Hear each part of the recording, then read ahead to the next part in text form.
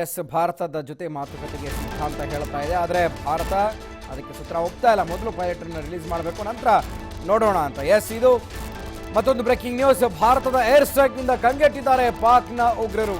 ಏನು ಆರಂಭದಲ್ಲಿ ನಡೆದಂತಹ ಅವರ ದಾಳಿಗಳು, ಇದೀಗ ಎಲ್ಲರೂ ಕೂಡ ಉಗ್ರರು ಕಂಗೆಟ್ಟಿದ್ದಾರೆ. ಅವರ ಅಡಗು ದಾಣಗಳನ್ನು ಹುಡುಕಿ ಭಾರತ ಏನು ದಾಳಿಯನ್ನು ನಡೆಸ್ತು, ಈಗ ಸೇಡ್ ತೀರಿಸ್ಕೊಳ್ಳೋದಕ್ಕೂ ಕೂಡ ಹವಣಿಸ್ತಾ ಇದ್ದಾರಂತೆ ಟೆರರಿಸ್ಟ್ಗಳು. ಇದರಿಂದ ಭಾರತೀಯ ಯೋಧರು ಯಾವುದೇ ರೀತಿ ಹಿಮ್ಮೆಟ್ಟುವಂಥ ಸಾಧ್ಯತೆ ಇಲ್ಲ, ಜೊತೆಗೆ ಸುಮ್ಮನೆ ಕೂರುವಂಥ ಪರಿಸ್ಥಿತಿ ಕೂಡ ಇಲ್ಲ. ಭಾರತದಲ್ಲಿ ಮತ್ತೆ ಆತ್ಮಾಹುತಿ ದಾಳಿಯನ್ನು ಮಾಡೋದಕ್ಕೆ JEM ಸಂಘಟನೆಯ ಉಗ್ರರು ಸ್ಕೆಚ್ ಹಾಕಿದ್ದಾರಂತೆ. ಅಫ್ಕೋರ್ಸ್ ಬೇರೆ ಬೇರೆ ದಾರಿಯನ್ನು ಹುಡುಕ್ತಾ ಇರ್ತಾರೆ ಉಗ್ರರು, ಆದರೆ ಸೇನೆಯು ಕೂಡ ಸಕಲ ರೀತಿಯಲ್ಲೂ ಸಜ್ಜಾಗಿದೆ. ಅವರಿಗೆ ತಕ್ಕ ಉತ್ತರವನ್ನು ಕೊಡೋದಕ್ಕೆ ಸೇನಾ ಶಿಬಿರಗಳನ್ನು ಗುರಿಯಾಗಿಸಿ ದಾಳಿ ನಡೆಸೋದಕ್ಕೆ ಪ್ಲಾನ್ ಮಾಡಿಕೊಂಡಿದ್ದಾರಂತೆ ಜೈಷ್ನ ಸಂಘಟನೆಯ ಉಗ್ರರು.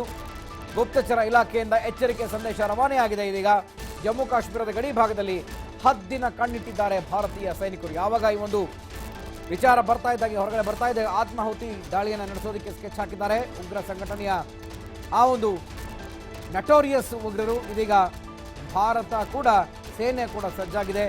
ಯಾವ ರೀತಿಯಾಗಿ ಅವರು ಅಟ್ಯಾಕ್ ಅನ್ನು ಮಾಡಬಹುದು ಅದೆಲ್ಲದಕ್ಕೂ ಕೂಡ ಸಿದ್ಧವಾಗಿದೆ ಭಾರತ ಸೇನೆ.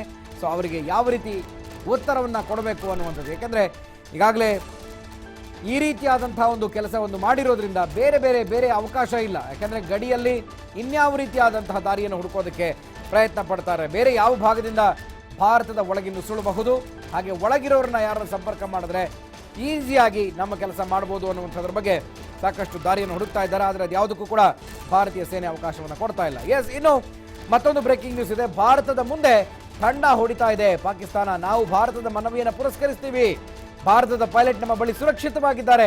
ಈಗ ಅವಲತ್ಕೊಳ್ತಾ ಇದೆ ಪಾಕಿಸ್ತಾನ. ಬೇರೆ ಚಾನ್ಸೇ ಇಲ್ಲ ಅದಕ್ಕೆ. ಪೈಲಟ್ನನ್ನ ಯುದ್ಧ ಕೈದಿಯಾಗಿಸುವ ಬಗ್ಗೆ ಇನ್ನೂ ಕೂಡ ನಿರ್ಧಾರ ಮಾಡಿಲ್ಲ ನಾವು. ಅವ್ರನ್ನ ಜಸ್ಟ್ ನಾವು ಸೆರೆ ಇಟ್ಕೊಂಡಿದ್ದೀವಿ ಅಷ್ಟೇ. ನಮ್ಮ ಹತ್ರ ಸುರಕ್ಷಿತವಾಗಿದ್ದಾರೆ. ನಾವು ಭಾರತದ ಮನವಿಯನ್ನ ಪುರಸ್ಕರಿಸ್ತೀವಿ, ನಾವೇನು ಅಪೀಲ್ ಮಾಡ್ಕೊಂಡಿಲ್ಲ. ಅವರು ಯುದ್ಧ ಸಂಧಾನ ಮಾಡ್ಕೊಳ್ಳೋಣ ಅಂತ ಹೇಳ್ತಾ ಇದ್ದಾರೆ. ಅದಕ್ಕೋಸ್ಕರ ಸಂಧಾನ ಬೇಕಾ, ಮಾತುಕತೆ ಬೇಕಾ, ಹಾಗಿದ್ಮೇಲೆ ಪೈಲಟನ್ನ ರಿಲೀಸ್ ಮಾಡಿ ಅಂತ ಭಾರತ ಹೇಳಿದೆ.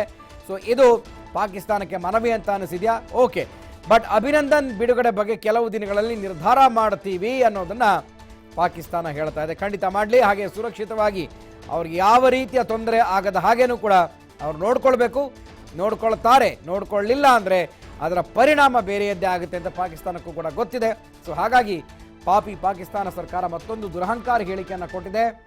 ಸೊ ಇಲ್ಲಿ ಒಂದು ಕಡೆ ಸಂಧಾನದ ಮಾತು, ಮತ್ತೊಂದು ಕಡೆ ಗುಂಡಿನ ಚಕಮಕಿ, ಗಡಿಯಲ್ಲಿ ಅಪ್ರಚೋದಿತ ದಾಳಿ, ಮತ್ತೆ ವೈಮಾನಿಕ ಏನು ಪಾಕಿಸ್ತಾನಕ್ಕೆ ಸಂಬಂಧಪಟ್ಟಂಥ ವಿಮಾನಗಳು ಗಸ್ತು ತಿರುಗುತ್ತಾ ಇದ್ದಾವೆ.